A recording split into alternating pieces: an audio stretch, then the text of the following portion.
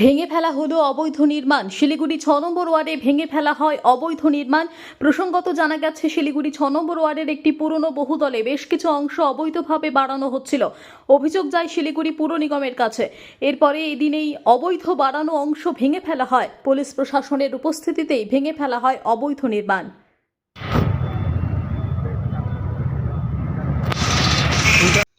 Bureau report, PB news. নেশা আমাদের সমাজ ও সমাজের ছেলেগুলিকে ধ্বংসের পথে নিয়ে যাচ্ছে।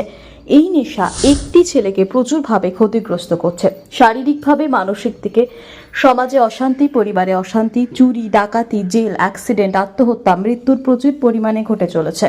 এই নেশা বন্ধ করতে কল্যাণী রত্তলা মোড়ে ড্রাগ ডি অ্যাডিকশন সেন্টার গড়ে উঠেছে। এখানে নেশা সমস্যাটির সমাধান রয়েছে। এরই সঙ্গে পড়াশোনা, মানসিক চিকিৎসা, কাউন্সেলিং এর সুবিধা, বৃদ্ধাশ্রম প্রভৃতি সুবিধা রয়েছে।